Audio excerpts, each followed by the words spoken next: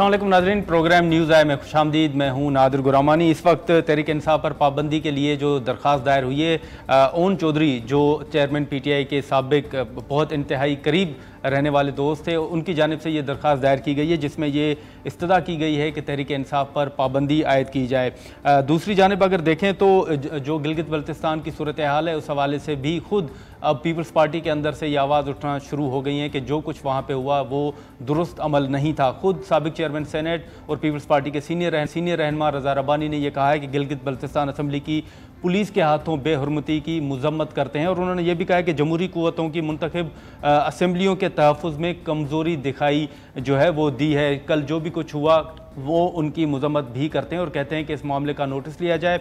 जो पुलिस की भारी नफरी असम्बली हुदूद में दाखिल हुई, उस हवाले से भी रज़ा रब्बानी साहब ये मुतालबा करते हैं कि उनके खिलाफ भी कार्रवाई की जाए, जो भी मुतल्लिका शख्स थे। दूसरी जानिब अगर देखें तो अयाज सादिक की सरबराही में हुकूमत ने कमेटी तश्कील दी है, जो इंतखाबात के हवाले से या फिर जो इंतखाबी इस्लाहात के हवाले से, ख़ास तौर पर जो MQM या पीपल्स पार्टी के मरदमशुमारी के हवाले से तहफ़्फ़ुज़ात हैं, उस मामले को देखेगी। और ये बताया जा रहा है कि तकरीबन 10 दिन का उनको टाइम दिया गया है कि कमेटी अपना काम और जो तहफ़्फ़ुज़ात हैं मुख्तलिफ़ जमातों के वो सुनेगी और ये तहफ़्फ़ुज़ात ख़त्म करने के लिए अपनी सिफारशात मुरतब करके हुकूमत के हवाले करेगी। इस हवाले से हम प्रोग्राम के आज ही के प्रोग्राम में हम जो मईशत की सूरत हाल है, जैसे हुकूमत इस मामले IMF के साथ जो डील हुई उसके बाद उसको सेलिब्रेट भी कर रही है, तो मुआशी के हवाले से अगर देखा जाए तो क्या वाकई हुकूमत तमाम मुआशी चैलेंजेस से निकल चुकी है या अभी भी हुकूमत के लिए मुआशी चैलेंजेस मौजूद हैं? हम बात करेंगे। इस वक्त हमें ज्वाइन किया है सेनेटर हुमायूं मोहम्मद, जो तहरीक रहनुमा है, पीपल्स पार्टी की सीनियर रहनुमा शीला रज़ा साहिबा हमारे साथ मौजूद होंगी, डॉक्टर अशफाक हसन साहब भी हमें ज्वाइन करेंगे, और प्रोग्राम के आखिरी हिस्से में हम बात करेंगे नज़ीर अहमद साहब से, जो गिलगित बल्तिस्तान असम्बली के स्पीकर हैं। बहुत शुक्रिया डॉक्टर साहब, आपने टाइम निकाला। शीला रज़ा साहब आपका भी बहुत शुक्रिया। हुमायूं साहब, इस वक्त अगर आप देखें तो जैसे मैंने जिक्र किया कि आज ही तहरीक इंसाफ पर पाबंदी के लिए बाज़ाब्ता तौर पर एक दरख्वास्त भी दायर हुई है, और आपके साबिक जो कोलीग हैं चेयरमैन PTI के करीबी दोस्त रहे हैं, उनकी जानिब से ये दरख्वास्त दायर की गई है, तो आप क्या देख रहे हैं सर आगे? बिस्मिल्लाहिर्रहमानिर्रहीम। सबसे पहले तो let me correct you, Aun Chaudhry was never a close friend of the chairman Pakistan Tehreek Insaf. अच्छा सर, वो उनके लिए उनको एक पोजीशन दी गई थी, वो उस पोजीशन पे काम करते थे, but he was not a close friend. अच्छा, ठीक है, एक चीज। नंबर 2, ये ओन चौधरी अगर जिसके बारे में आपको पता है कि उस वक्त की ऑपोजिशन या आजकल की जो जमातें हैं ये उनके बारे में क्या कहती थी, अगर उस किस्म के लीडर आज आना शुरू हो गए तो इस मुल्क का अल्लाह ही हाफिज है। ठीक है। नंबर 3 जी, ये इन लोगों का बेसिकली एक ही काम है कि ये किसी तरीके से पाकिस्तान तहरीक इंसाफ और इमरान खान को लाइन से हटा दे, क्योंकि इनको पता है कि जब तक इमरान खान है, जब तक तहरीक इंसाफ है, अगर इमरान खान को डिस्क्वालीफाई भी कर देते हैं और तहरीक इंसाफ है, ये लोग 14 जमातें और ये नई जो अभी क्या कह सकते हैं पार्टी नई जन्म ले रही है या पैदा हो रही है, पार्टी भी इनकी अभी तो इनकी अम्बिलिकल कॉर्ड भी नहीं कटी ना, अभी तक तो ये खून माँ की खून वो इनमें ही आ रहा है ना, तो अभी तक ये वो है, तो ये उस वक्त तक सारे मिल के भी नहीं जीत सकते पाकिस्तान तहरीक इंसाफ से। अच्छा। आज आप चले जाएं, आपके स्टूडियो में जितने कैमरामैन खड़े उन सब से पूछ लें कि अगर उस जगह पे किसी एक कैमरामैन को भी इमरान खान वोट दे दे तो ये वोट किसको देंगे, या उसी बंदे को देंगे अगर टिकट दे देंगे। ये तो क्योंकि पाकिस्तान तहरीक इंसाफ ने पाकिस्तान की सियासत बदल दी है। पाकिस्तान की वो सियासत जो कि फैमिलीज की हद तक महदूद हो गई थी, कि जिसका मतलब ये है कि आज शैला रजा जैसे लोग जिन्होंने इतने अरसा कुर्बानी दी है अपनी पार्टी के लिए, आज वो आसिफा से भुट्टो से पूछेंगे कि पॉलिटिक्स क्या होती है। ठीक है। ये उनके होंगे और कल को इनके बच्चे उनके बच्चों के पीछे खड़े होंगे।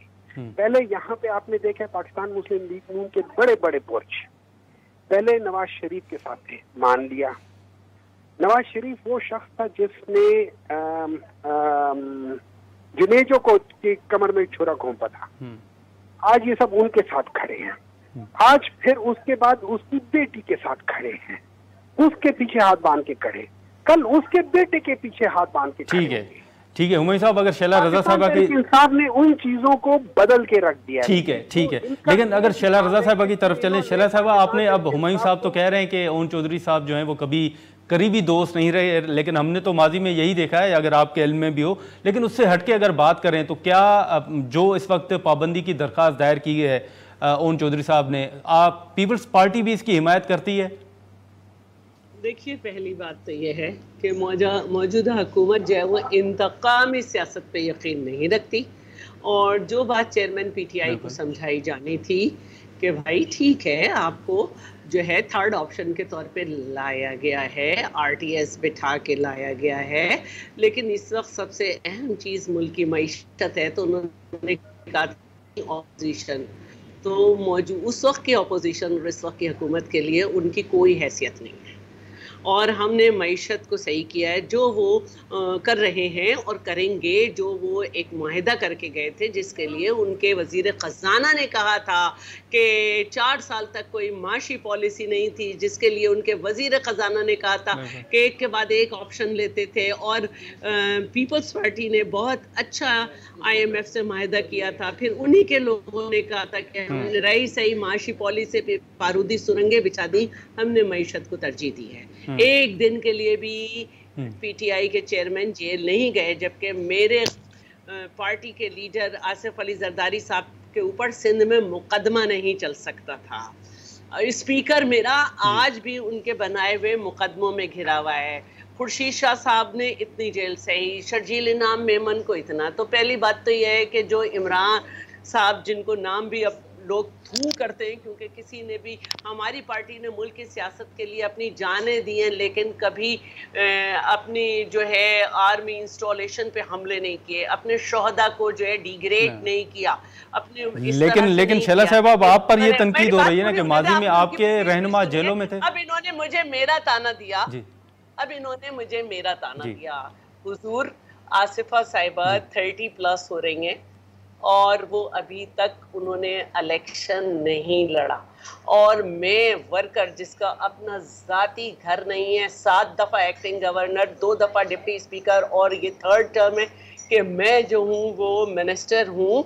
मेरी असेंबली में फरियाल साहिबा हैं, बट वो एक सिंपल MP है, जबकि वो कंटेस्ट करके आई हैं और मैं रिजर्व सीट पर हूँ, तो मेरी पार्टी से मुकाबला नहीं कीजिएगा।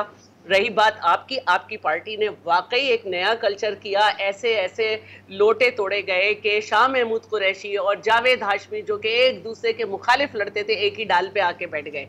आपकी पार्टी में नए काम हुए, और उसके बाद आपने देखें कि शिराजा कैसे बिखरा है। आपकी पार्टी से डरेगा कौन होगा, मुझे ये बता दें। ऐसे तो दुम दबा के सब अपने इस्तीफे दे रहे हैं।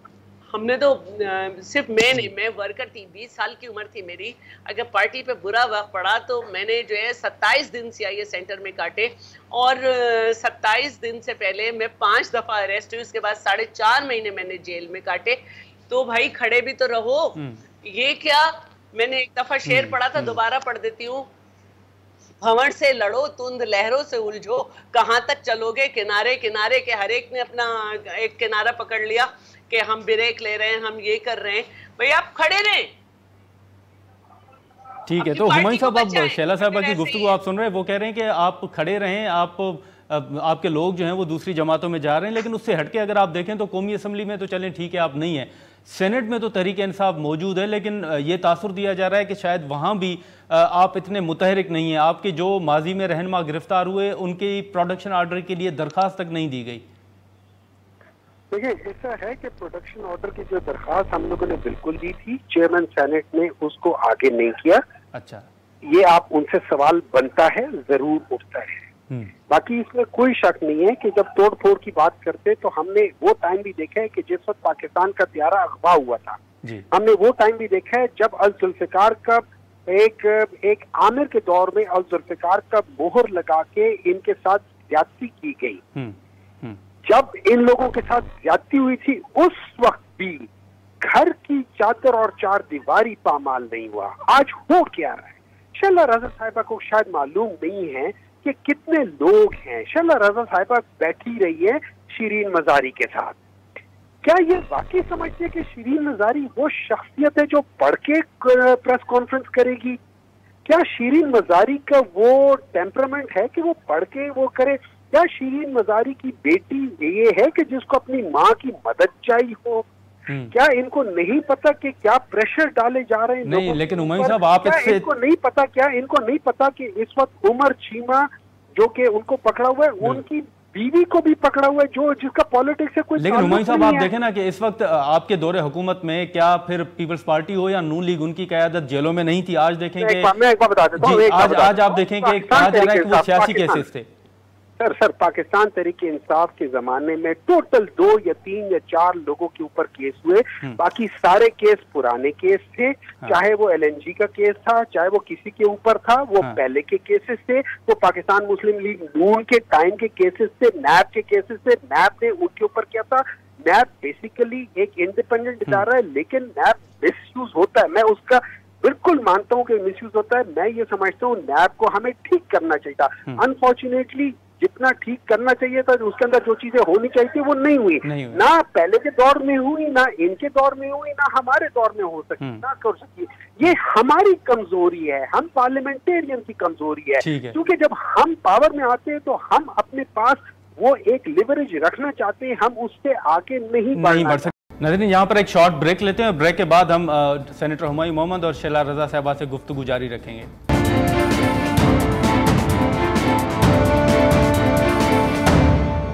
शैला साहिबा, अगर आप देखें तो नून लीग को अगर आप देख लें, आपकी पंजाब में सियासत जो है वो नून लीग के खिलाफ रही है। फिर कराची में आप देखें तो MQM के खिलाफ आपकी सियासत रही है। माजी से अगर आप देख लें, इस वक्त पीपल्स पार्टी, वो नून लीग हो या MQM हो, दोनों के इत्तेहादी जमात है वफाक में। तो इस वक्त ये तासुर दिया जा रहा है, सवाल उठ रहा है कि फिर अगर पंजाब में पीपल्स पार्टी इलेक्शन की तरफ जाती है या फिर सिंध में, तो आपका नैरेटिव क्या होगा इन दोनों जमातों के खिलाफ? अच्छा देखें, जब हम PDM में थे तो गिलगित बल्तिस्तान में हमने PMLN के खिलाफ इलेक्शन लड़ा, और अभी बाग में ना सिर्फ लड़ा बल्कि जीता। और MQM के भी खिलाफ लड़ते हैं हम, क्योंकि ये एक मिनिमम पॉइंट एजेंडा जो है ये अलाई है हम हुकूमत के। लेकिन मैं एक बात कहूँगी कि देखिए, इस वक्त हमने सिंध हुकूमत या federal government forensic geo fencing हुई है। जियो फेंसिंग के बाद जो लोगों के शवाहिद पाए गए हैं उनको गिरफ्तार किया गया है, और जो लोग जो 20 साल से कम उम्र थे उनको ईद पर रिलीफ दिया गया है, और कि इनके वालिदैन इन्हें समझाएं। और इसके अलावा जो है इनको ये याद रहना चाहिए कि जब हमने नैब के कानून में तरमीम की थी तो ये कह रहे थे टूथलेस कर दिया, अपने आप को फायदा पहुंचाएंगे। भाई हम तो सब भुगत चुके थे, फायदा आपको मिलेगा। इसी तरह जो है, लेकिन शैला साहिबा वैसे अगर आप देख लें तो जावेद लतीफ़ साहब कह रहे हैं कि नवाज शरीफ साहब को आइंदा इंतखाबात में वज़ीर आज़म बनने से कोई ताकत नहीं रोक सकती। पीपल्स पार्टी ये कह रही है कि आइंदा इंतखाबात में बिलावल भुट्टो जरदारी साहब जो हैं वो वज़ीर आज़म बनेंगे। तो ये फिर मामला कैसे आगे बढ़ेगा? नून लीग तो कह रही है कि नवाज शरीफ को कोई ताकत नहीं रोक सकती। अच्छा देखिए, पार्टी में मैंने कहा कि जब हम PDM में थे, जब भी हमने उनके खिलाफ इलेक्शन लड़ा, हर पार्टी अपना मंशूर लेकर अपने तौर पे इलेक्शन में जाएगी, और हर पार्टी को, जो पॉलिटिकल पार्टी होती है, वो निचले लेवल पे इंतखाबात हो या किसी यूनियन के किसी इदारे में इंतखाबात हो, हर एक अपना मैनिफेस्टो लाके ये दावा करती है कि हम जीतेंगे, और ये होना भी चाहिए। अपने लोगों को एनर्जी देने का यही तरीका होता है। अच्छा, ठीक है। लेकिन हुमायूं साहब, अभी अगर आप देख लें कि पंजाब के अंदर जो मुख्तलिफ पार्टीज़ बन रही हैं, आप क्या सियासी मुस्तकबिल देख रहे हैं? जैसे मैंने कहा कि अब नून लीग और पीपल्स पार्टी तो ये दावा कर रही है कि वज़ीर आज़म उनका होगा, लेकिन वैसे जो पावर शेयरिंग के हवाले से बात है, अब अगर आप बात करें कि चेयरमैन PTI किसी भी बंदे को अगर टिकट दें तो वो जीत जाएगा, लेकिन आप इस्तेकाम पार्टी देखें, नून लीग देखें, पीपल्स पार्टी पंजाब में मुतहरिक है। अगर आप नहीं समझते कि वहाँ पे PTI को मुश्किलात का सामना करना पड़ सकता है? इवन आप अब खैबर पख्तूनख्वा में देखें तो वहाँ भी परवेज़ खटक साहब जो हैं वो यूँ महसूस हो रहा है कि शायद किसी और जमात को ज्वाइन कर लें। देखिए ऐसा है, मैं आपको बात बताता हूँ, आप हिस्ट्री पढ़ें, पाकिस्तान की पॉलिटिकल हिस्ट्री पढ़ें। पाकिस्तान की पॉलिटिकल हिस्ट्री इससे है कि एक तरफ 160 जमातों वाली 160 सीटों वाली पार्टी है और एक तरफ 80 सीटों वाली पार्टी है। 80 सीटों वाली पार्टी जो है ना वो पावर में आ जाती है, 160 सीटों वाली जमात जो है ना उसको आप पावर से हटा देते हैं। आपने देखा है अभी रिसेंटली, आपने सिंध में देखा है कि जो अलायंस है जमात इस्लामी का और पाकिस्तान तहरीक इंसाफ का, उनके नंबर ज्यादा हैं, लेकिन जब एक दूसरी पार्टी हो जाती है। अब आप यही चीज गिलगित बल्तिस्तान में भी देखेंगे कि एक पार्टी जिनके ज्यादा सीटें हैं, जिनकी इसके बावजूद कि वो हो गए वो ज्यादा हैं, लेकिन आप देखेंगे कि वहां पे चीजें चेंज होनी शुरू हो रही हैं। वहां पे आप देखेंगे कि ये वो खरीदो फरोख्त शुरू हो जाएगा। आप उधर देखेंगे कि क्या हो रहा है। तो हमारे यहाँ का जो पॉलिटिकल सर ये हिस्ट्री तो फिर अगर रिसेंट हिस्ट्री देखें तो ये तो हमें सेनेट में भी नजर आया था सर। इसीलिए तो पाकिस्तान तहरीक इंसाफ के चेयरमैन साहब इमरान खान ने ये कहा था कि आप ओपन, बात जगहों पे ओपन वोटिंग कराएं। क्या प्रॉब्लम है? अगर आइन में कोई शिक ऐसी है, आइन को तो जो वैसे ही नहीं मानते, अगर आइन को मानते होते तो आज इलेक्शन हो चुके होते। अगर आइन को ये मानते होते तो इस वक्त दोनों ये जो पंजाब में और केपी में जो इस वक्त केयर टेकर गवर्नमेंट से वो खत्म हो चुकी होती है। अगर आइन को ये मानते होते तो फिर बहुत सारी चीजों का मसला ही ना होता। ठीक है, अनफॉर्चुनेटली ये आइन को मानते नहीं है, तो उस वजह से आइन की बात नहीं है। लेकिन अगर आइन में कोई शिक ऐसी है, आप आइन को बदल सकते हैं 2/3 मेजॉरिटी से, ताकि ये वोटों की खरीदो फरोख्त कम हो, ताकि। लेकिन हुमायूं साहब एक मुख्तसर सा ये सवाल भी ले लें कि खैबर पख्तूनख्वा सबसे ज्यादा कहा जा रहा था कि खैबर पख्तूनख्वा में अभी भी पीटीआई के जो रहनुमा है वो नहीं टूटे, लेकिन अब तो ये सिलसिला शुरू होता हुआ नजर आ रहा है। तो खैबर पख्तूनख्वा में क्या देख रहे हैं? दूसरा सर मुख्तसर सवाल लीजिएगा कि अयाज सादिक की सरबराही में कमेटी बनी है, तहरीक इंसाफ को क्या तहफ़्फ़ुज़ात हैं इस्लाहात के हवाले से, या आपको कोई दावत दी गई है? मुझे नहीं मालूम कि पीटीआई को कोई दावत दी गई है या नहीं दी गई है। मुझे इस बात का कोई इल्म नहीं, इसलिए मैं कमेंट नहीं कर सकता। अगर वो इस किसी लिहाज से, ये कंसेंसस के लिहाज से देखना चाह रहे हैं, सारी चीजें तहफ़्फ़ुज़ात हैं, जरूर देखिए, इनको देखना चाहिए, इस किस्म की चीजों के इश्यूज को सॉल्व करना चाहिए। इलेक्शंस अपने टाइम पे होने चाहिए। लेकिन देखिए, आपने सवाल पूछा कि अगर परवेज खटक अलग जा रहे हैं, देखिए मैं आपको एक बात बता देता हूँ, परवेज खटक अगर अलग चले जाए ना, उनके साथ जितने भी पीटीआई के लोग जाएंगे उनमें से किसी का वोट नहीं है। अच्छा। वोट किसी और का है। वो वोट उसने जिसको खड़ा कर दिया ना, वोट उसका है। ठीक है हुमायूं साहब, नहीं जीतेगा। और मैं आपको ये बात बता देता हूँ कि आप जो मर्जी कर ले, अगर तो पीटीआई है, अगर पीटीआई को ये लोग बेईमानी से हटाते नहीं है रास्ते से, अगर ये लोग चेयरमैन तहरीक इंसाफ को बेईमानी से हटाते नहीं है, सारे बोगस केसेस बनाए हुए हैं, अगर वो उन बोगस केसेस जैसे खत्म हो रहे, अगर वो सारे बोगस केसेस खत्म हो जाता है, पाकिस्तान तहरीक इंसाफ का चेयरमैन वहां आ जाता है, तो फिर ये याद रखिए 2 इलेक्शन के वो होंगे, एक पाकिस्तान तहरीक इंसाफ एक तरफ, दूसरी तरफ ये सारी 13 जमातें होंगी। ठीक है शैला साहब, अब आप देखें कि ये तहफ़्फ़ुज़ात का इज़हार तो चेयरमैन पीटीआई भी कर रहे हैं, वो कह रहे हैं कि उनको रास्ते से हटाने की कोशिश की जा रही है, तहरीक इंसाफ इन तहफ़्फ़ुज़ात का इज़हार कर रही है। क्या वाकई हुकूमत जो है उनको रास्ते से हटाने की कोशिश कर रही है? पहली बात तो मैं ये कहूँगी कि मोहतरमा शहीद का हमेशा अल-जुल्फ़कार से इख्तलाफ रहा। अल-जुल्फ़कार शहीद भुट्टो के नाम से और अल-जुल्फ़कार से इख्तलाफ रहा। जब उनकी पार्टी ने हिस्सा लिया तो उन्होंने शहीद भुट्टो ग्रुप बनाया, उसने हमेशा अलग इलेक्शन लड़ा, उसके लोग आज तक अपनी आइडेंटिटी रखते हैं। और ठीक है जी, ताल्लुक नहीं, मोहतरमा का तुम्हें मार दिया जाएगा, और मोहतरमा को ये सदमा जो था वो बहुत बड़ा था। दूसरी बात जो है वो मैं ये कहना चाहती हूँ कि इनको ये सोचना चाहिए कि जब इन्होंने बात की कराची की कि भाई आपके एमएनए, आपके एमपीए, आपके मिनिस्टर्स वो सारे छो गए, और ये बेचारे चेयरमैन, वाइस चेयरमैन जिन्होंने 30 ने तो साथ दे दिया और बाकी ने नहीं दिया, तो ये भी तो उनमें से हो सकते हैं ना, उन एमएनए एमपीएस वगैरह के साथी। आपका सिंध का सदर, कराची का सदर अकरम चीमा पार्टी छोड़ गया, आप कह रहे हैं हम बेईमानी कर ली। भाई आप जीत जाते हैं, आपकी बात मैं सर आंखों पे रखती हूँ क्योंकि मैं एक पॉलिटिकल वर्कर हूँ, लेकिन क्या आप ये कह सकते हैं कि आप टिकट दे रहे हैं और लोग आए और आपका टिकट ले लें? ये पाकिस्तान की पॉलिटिक्स है। नहीं, लेकिन मर्दमशुमारी के हवाले से पीपल्स पार्टी को तहफ़्फ़ुज़ात हैं, अगर यही ये मैं अपना जुमला मुकम्मल कर लूं, मैं अपना जुमला मुकम्मल कर लूं, जी, जिसमें ज़ियाउल हक ये बीज बो के गया जब गैर जमाती इलेक्शन कराए और उससे बिरादरीज़म और ये सब कुछ परवान चढ़ा। यहाँ पे अब सिर्फ एक पीपल्स पार्टी है जिसको कि हम कहते हैं कि नज़रियाती पार्टी है। हमने 16 लोगों के साथ भी ऑपोजिशन की और हम रहे, और उसके बाद जो अब देखने में आया वो ये देखने में आया कि नून लीग को भी उसके लोगों ने इंटैक्ट रहे, और नून लीग को उस वक्त झटका लगा जब उन्होंने पीटीआई के मुनरिफ लोगों को टिकट दिया और उनके लोग नहीं जीते। तो अभी आप जिस वक्त आपके लोग को टिकट दिया जाएगा, देख लेंगे कौन कितने पानी में। हम भी इलेक्शन से भागने वाले नहीं हैं लोग।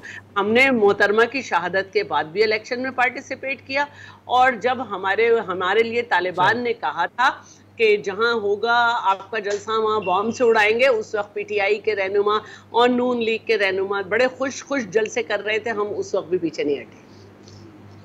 चलें, ठीक है। शैला रज़ा साहब, आपका सेनेटर हुमई साहब का बहुत शुक्रिया। नाज़रीन, यहाँ पर एक शॉर्ट ब्रेक लेते हैं और ब्रेक के बाद हम माहिर मुआशियात डॉक्टर इशफाक हसन साहब से बात करेंगे। यहाँ पर एक शॉर्ट ब्रेक लेते हैं।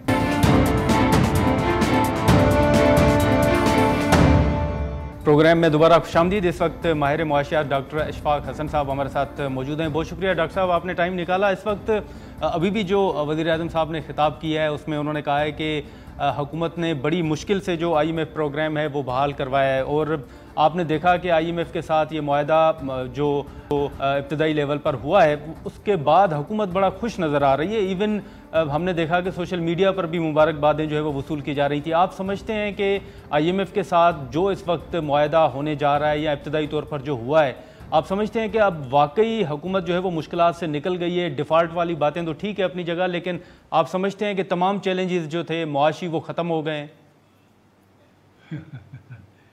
बड़ा लोडेड किस्म का सवाल है आपका। सबसे पहली चीज़ ये है कि एज ए नेशन जो है, एज ए नेशन जी, हमें ये अब 75 साल के बाद भी अगर हम उसी माइंड सेट पे हैं कि कर्जा मिल जाए तो जश्न मनाओ, तो मुल्क कभी भी आगे नहीं बढ़ सकता है। जो मुल्क कर्जा मिलने पे जश्न मनाए वो मुल्क आगे नहीं बढ़ सकता है, वो हमेशा भिखारी ही रहेगा। तो अब हमें 75 साल के बाद इससे निकलना चाहिए, इस माइंडसेट से। हैविंग सेड दिस, ठीक है, ये जो प्रोग्राम हुआ है, ये प्रोग्राम इस वक्त, हालांकि मैं IMF के प्रोग्राम का पाकिस्तान में शायद इतनी मुखालफत किसी ने नहीं की है जितना मैं करता हूँ, ठीक है।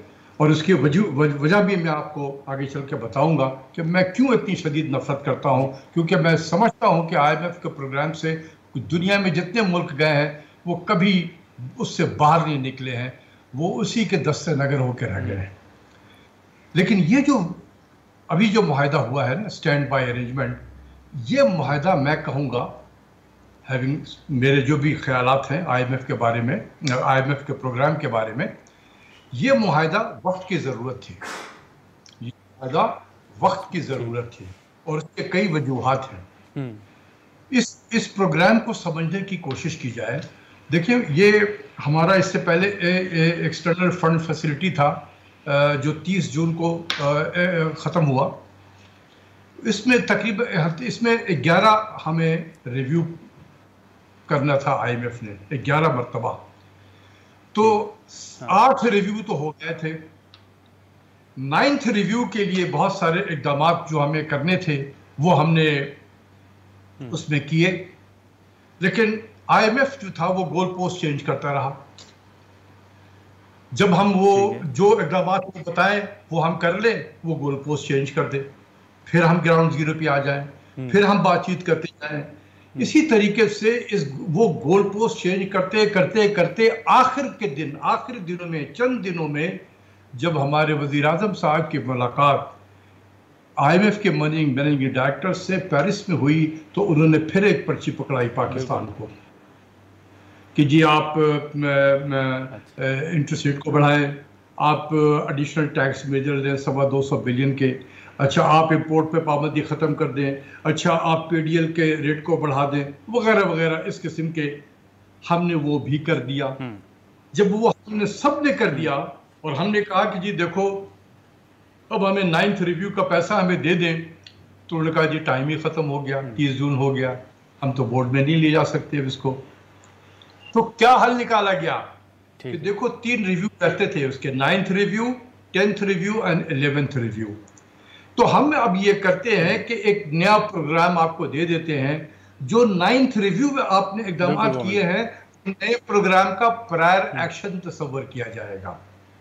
ठीक है सर, बिल्कुल। लेकिन डॉक्टर साहब जो आपने फरमाया कि वज़ीर-ए-आज़म साहब को पर्ची पकड़ाई गई, आप देखें अगर यहाँ पर तो बिजली की कीमतों में इजाफा हुआ, फिर डीजल की कीमतें आपके सामने हैं, तो आप समझते हैं फिर डार साहब ने कहा कि ये जो जी ये वही थी ना, ये बार जो गोल पोस्ट चेंज हो रहा था वो इसीलिए कर रहे थे ना। तो उन्होंने कहा कि आखिर में भी हमें पर्ची पकड़ाई और हमने भी आमन्ना सदकना सारे काम कर दिए। अब उनके पास कोई जस्टिफिकेशन नहीं था कि हमें 9th रिव्यू के वो पैसे ना देते, लेकिन चूंकि वक्त खत्म हो गया था। नहीं, लेकिन सर डार साहब ने कहा था कि जो डीजल की कीमतें हैं या बिजली की, ये कोई IMF की शराइत नहीं है। यार देखो PDL जब बढ़ेगा ना, जब पेट्रोलियम डेवलपमेंट लेवी जो था वो 50 रुपए अगर हम करेंगे फी लीटर, तो फिर वो तो लगाना पड़ेगा ना आपको 50 रुपए फिर फी लीटर आपने लगाना है कि नहीं लगाना है, वो आपने रेट बढ़ाया है ये पहले। तो डॉक्टर साहब अभी भी आप समझते हैं कि अभी भी ऐसे मुश्किल फैसले हुकूमत करेगी जिससे गरीब आवाम पर बोझ पड़ेगा, या फिर आप समझते हैं कि ऐसी शराइत मौजूद हैं जिससे मजीद मुश्किलात पैदा होगी गरीब आवाम के लिए? देखो अब जो मुश्किल था, जो प्रायर एक्शन के तौर पे जो हमने वो तमाम इक़दाम कर लिए हैं, उसके पैसे हमें 12 या 13 जुलाई को ये जब बोर्ड की मीटिंग होगी और उसमें ये नया प्रोग्राम का रखा जाएगा, स्टैंड बाय अरेंजमेंट 9 महीने वाला, जब ये रखा जाएगा तो वहाँ बताया जाएगा कि पाकिस्तान ने इसके तमाम प्रायर एक्शन मुकम्मल कर लिए हैं। और ये प्रायर एक्शन कौन से हैं? वही 9th रिव्यू में जो हमने इक़दाम किए हैं। अब रह गया 10th रिव्यू और 11th रिव्यू। वो इस नए प्रोग्राम का फर्स्ट रिव्यू और सेकंड रिव्यू होगा, जो एक सितंबर अक्टूबर में होगा, एक हो सकता है कि दिसंबर जनवरी में हो जाए जाकर। तो ठीक है, तो हमारे लिए क्या इसमें फ़ायदा हुआ? एक तो हमें 9th रिव्यू के पैसे मिल गए, दूसरा ये था कि हम एक ट्रांजिशन पीरियड में जा रहे हैं। इस हुकूमत की म्याद जो है 12 अगस्त को ख़त्म हो रही है और वज़ीर-ए-आज़म ने कहा कि हम एक दिन भी ज़्यादा उससे नहीं ठहरेंगे हम। तो ये 12 अगस्त को इलेक्शन में जाएंगे, ख़त्म हो जाएगी, तो एक केयर टेकर गवर्नमेंट आएगी, तो हम एक ट्रांजिशन में चले जाएंगे कि केयर टेकर ने इलेक्शन कराना है, इलेक्शन के बाद एक हुकूमत आएगी, हुकूमत बनेगी, उनके वज़रा आएंगे, कोई फाइनेंस मिनिस्टर बनेगा वगैरह वगैरह। ठीक है, तो लेकिन डॉक्टर साहब यहाँ पर एक सवाल ये ले लें कि अब जो तासुर दिया जा रहा है कि जो हुकूमत ने कर्जा लिया है, उसमें अगर आप देखें जो मूडीज़ का आपने भी देखा होगा, फिर रेटिंग एजेंसी है फिच, उन्होंने भी ये खतरा जाहिर किया है कि शायद हुकूमत ने जो कर्जा लिया है वो ये खतरा जाहिर कर रहे हैं कि कर्ज की अदायगी को वो खतरे में देख रहे हैं। तो आप भी इस राय से इत्तफाक करते हैं? यार मैं इस मूडी को बहुत ज़माने से जानता हूँ, ठीक है ना। इनमें सारे मेरे एक तरीके से बच्चे लोग थे जो वो काम कर रहे होते थे। कोई सिंगापुर में बैठा था, कोई बैठता था, कोई न्यूयॉर्क में बैठता था। मैं इनके दफातर में जाता रहा हूँ। ये कहीं से इंस्ट्रक्शन इनको मिलती है, वही इंस्ट्रक्शन ये अपने रिपोर्ट पे लिख कर दे देते हैं। मैं इससे ज़्यादा उसमें बात नहीं करूँगा। मैं सिर्फ ये कहूँगा कि जो खदशा इसमें ये है कि मुआहदा तो इस हुकूमत ने कर लिया है।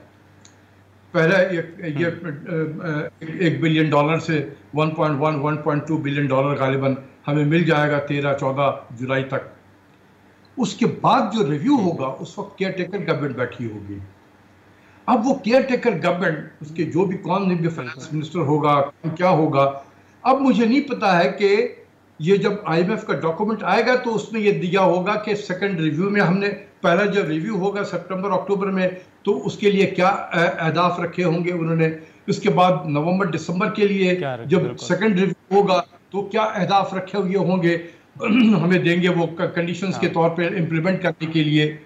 तो उस वक्त जो हुकूमत होगी अब आई डोंट नो कि केयर टेकर गवर्नमेंट कितने दिलचस्पी लेकर उसको इम्प्लीमेंट करती है, या उसके बाद एक नई हुकूमत आते ही उसको अगर सख्त इक़दाम करने पड़ जाए तो वो भी घबराएगी। तो इसमें मैं डरता यह हूँ कि मुआहदा तो हो गया है, लेकिन ये हुकूमत तो 12 अगस्त को चली जाएगी। उसके बाद केयर टेकर ने क्या इसी जज्बे से उसका जो फाइनेंस मिनिस्टर होगा वो बाकी उनके साथ रिव्यू करेगा और उसकी इम्प्लीमेंटेशन करेगा, वो नहीं।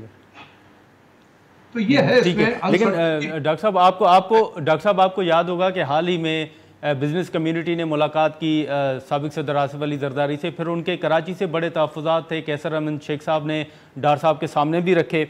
अब ये कहा जा रहा है कि ज़राअत के शोबे पर जो है वो टैक्स लगाया जाएगा, ये एक IMF की शर्त है, ये भी मामला जो है वो ज़ेर बहस है, पार्लिमान के अंदर भी ये बातें हो रही हैं। आप समझते हैं कि अगर ये हुकूमत इस तरफ जाती है तो हुकूमत पर दबाव बढ़ेगा, एक तरफ बिजनेस कम्युनिटी है, फिर ज़राअत के शोबे पर टैक्स आयद होगा? देखो, ज़राअत के शोबे पे तो टैक्स पहले ही लगा हुआ है, चाहे हम उसके पेस्टिसाइड्स हैं उस पर भी टैक्स लगा होता है, उस फर्टिलाइज़र पे भी टैक्स लगा हुआ होता है। ज़राअत पे टैक्स का मतलब हुआ है कि ज़राअत से जो आमदनी हो रही है वो टैक्स एग्जम्प्ट कैसे हो सकती है जी। मिसाल के तौर पे मेरे 2 भाई हैं, मैं यूनिवर्सिटी में पढ़ा रहा हूँ, मुझे एक आमदनी है मेरी जो तनख्वाह मिलती है, मेरा महीने का टैक्स कट जाता है उसमें से। देखिए, मेरा दूसरा भाई मुझसे ज्यादा कमा रहा है, वो गंदम उगा रहा है, लेकिन वो जो कमा रहा है उसका टैक्स नहीं देता। तो ये जाती है कि नहीं है? मैं दे रहा हूँ एज ए टीचर, मैं टैक्स दे रहा हूँ, मेरा भाई गंदम उगा रहा है वो टैक्स नहीं देता। ये जाती है कि नहीं है? ठीक है। तो क्या ये जाती को दूर करने के लिए या IMF की जरूरत है या हम खुद कर सकते हैं ये काम? तो बिल्कुल होना चाहिए। Income is income irrespective of its sources of generation. कोई इनकम ग्रीन नहीं होता है, कोई इनकम वाइट नहीं होता है, कोई इनकम ब्राउन नहीं होता है, ठीक है ना? Income is income.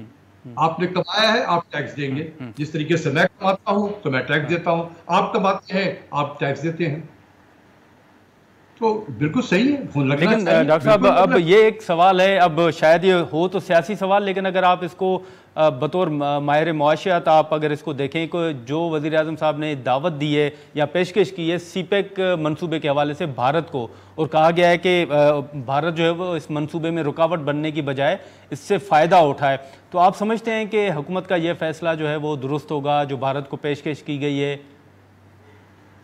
यार, ये कोई नई चीज़ तो नहीं है, ये कोई नई चीज़ तो नहीं है। जो चाइना ने बेल्ट एंड रोड इनिशिएटिव 2013 में लॉन्च किया था और 14 में चाइना पाकिस्तान इकोनॉमिक कॉरिडोर जो था, ये चाइना पाकिस्तान इकोनॉमिक कॉरिडोर ये कोई नई चीज़ नहीं थी कि 2014 में आई है। ये इसको नाम था पहले नेशनल ट्रेड कॉरिडोर, NTC कहलाता था।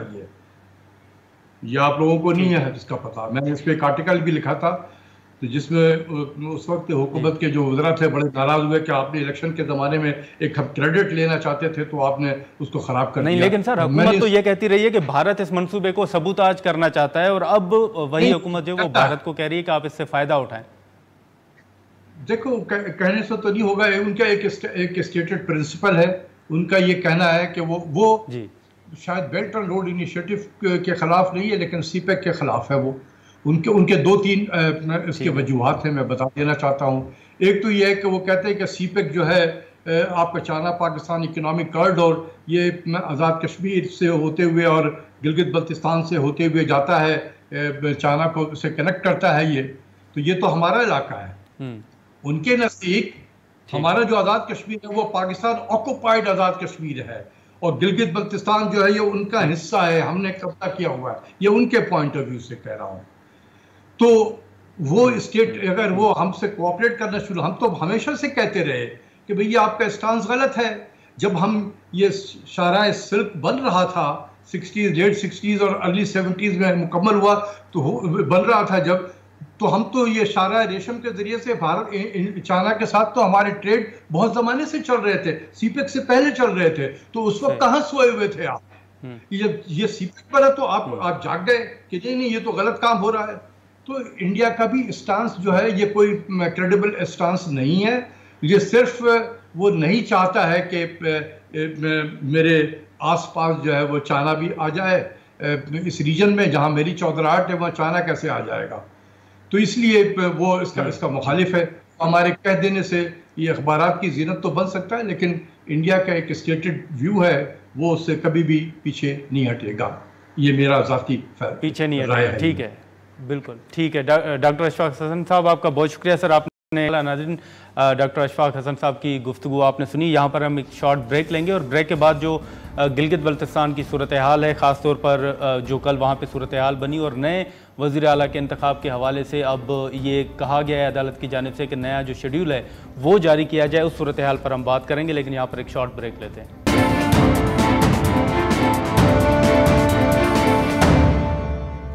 प्रोग्राम में दोबारा खुशामदीद। नाज़रीन, इस वक्त जो गिलगित बल्तिस्तान की सूरत हाल थी जिस पे रज़ा रब्बानी साहब के बयान का भी हमने जिक्र किया, तो इसी सूरत हाल पर हम बात करेंगे। इस वक्त हमें ज्वाइन कर रहे हैं स्पीकर गिलगित बल्तिस्तान असम्बली नज़ीर अहमद साहब हमारे साथ मौजूद हैं। बहुत शुक्रिया सर, आपने टाइम निकाला। अब जो कल हुआ, हमने देखा कि सोशल मीडिया पर आपकी वीडियोज़ भी जो हैं वो चल रही थी कि आपको रोका गया। अब आज साबिक चेयरमैन सेनेट हैं पीपल्स पार्टी के सीनियर रहनुमा रज़ा रब्बानी साहब ने भी उसकी मजम्मत की है, तो आप बताएंगे कि एक्चुअल सिचुएशन थी क्या? स्पीकर को असेंबली में जाने से रोका गया तो क्या दलील दी गई? जी, कल भी मैं तकरीबन चैनल जहाँ से मुझे रब्ता हुआ था मैं गुजारिश कर चुका था जी। बेसिकली कल चीफ मिनिस्टर का इलेक्शन होना था, तो स्पेशल सेशंस में हम इजाफी नफरी भी बुलाते हैं। तो उस दौरान असेंबली के प्रेमिसेस के अंदर और गेट पे कुछ लोगों के साथ मिसहैंडलिंग हुई थी। ठीक है। और मैं चूंकि इलेक्शन के हवाले से supreme appellate court Gilgit Baltistan में मुझे बुलाया गया था, तो उधर से वापसी पे ठीक है थोड़ी सी मिसअंडरस्टैंडिंग भी इसको आप कह सकते हैं, आईजी साहब से मेरी बात हुई थी। तो बहरहाल जिस तरह का वाकया हुआ, रज़ा रब्बानी साहब बता रहे हैं, शाह महमूद कुरैशी साहब ने आज बात की है और बारात भी मैं देख रहा था तकरीबन टीवी चैनल्स पे जी। ये बहरहाल जो भी हुआ एक जमहूरी नॉर्म्स के खिलाफ एक सिचुएशन आप कह सकते हैं कि वो क्रिएट हुई थी। तो मेरी आईजीपी साहब से बात हुई थी, चीजें बहरहाल सेटल हुई थी, लेकिन देखिए मैं कस्टोडियन हूँ इस हाउस का जी। तो इधर ये हाउस की असेंबली की प्रीसिंक्ट्स के अंदर जो भी आता है including the police, law enforcement. लेकिन सर ये बताएं कि अभी शेड्यूल जारी करने का कहा गया है आपको, तो नया शेड्यूल आप कब जारी कर रहे हैं? इलेक्शन कब होगा? हो गया है जी, हो गया है। 13 तारीख को चीफ मिनिस्टर का इलेक्शन होगा। अच्छा, तो उस हवाले से बतौर स्पीकर आपको कोई खदशात अभी भी हैं कि क्या सूरत हाल पैदा हो सकती है? नहीं, अभी तो कोई नहीं है। फिर इस तरह के वाक़ात हुए, फिर डीआईजी से और एसएसपी गिलगित के साथ फिर मेरी मीटिंग हुई, फिर मेरी आईजीपी साहब से बात हुई, तो वो सारी चीजें सेटल हो गई। लेकिन स्पीकर साहब अब पता चला ना, मैं क्लियर करना चाहता हूँ, मुझे बाद में पता चला कि अपोजिशन के मेंबरान को असेंबली के प्रेसिंग से बाहर निकाला गया था। उन्होंने मुझे नहीं बताया, मुझे आज पता चला साथियों को भी निकाला गया था। बिल्कुल मिसहैंडलिंग हुई है, तो वो भी लेकिन स्पीकर साहब अब आप बतौर स्पीकर वहां पर तो ये बातें हो रही हैं कि पीटीआई के लोग तोड़े जा रहे हैं और धड़े बंदी जो है वहां पर हैं, कुछ धड़े जो हैं वो सामने भी आ गए हैं, तो बतौर स्पीकर आप क्या देख रहे हैं? वहां वाकई ऐसी कोई सूरत हाल है जिसका तहरीक इंसाफ यहाँ इजहार कर रही है? देखिए ये होता रहता है, ये पहली दफा इधर नहीं हुआ है, पाकिस्तान के सारे सूबों में पंजाब की सूरत हाल आपने देख ली है, कश्मीर में देख ली है। ठीक है। मैं क्योंकि स्पीकर हूँ और इस इलेक्शन को मैंने कंडक्ट कराना होता है, तो इसलिए बलहाज ओहदा एज ए स्पीकर मैं इस पे कमेंट नहीं करना चाहता हूँ, क्योंकि मेरी चलें ठीक है नज़ीर साहब, बहुत शुक्रिया आपका। नाज़रीन, स्पीकर गिलगित बल्तिस्तान असम्बली की गुफ्तगू आपने सुनी। अब शेड्यूल तो जारी हो गया है, लेकिन अब देखें कि वहाँ पर जो बात की जा रही है कि मुख्तलिफ लोग जो हैं वो तोड़े जा रहे हैं, तो जब इलेक्शन हो तो उस वक्त वहाँ पर क्या सूरत हाल बनती है। यहाँ पर प्रोग्राम का वक्त ख़त्म होता है, हमें दे इजाज़त, अल्लाह हाफ़िज़।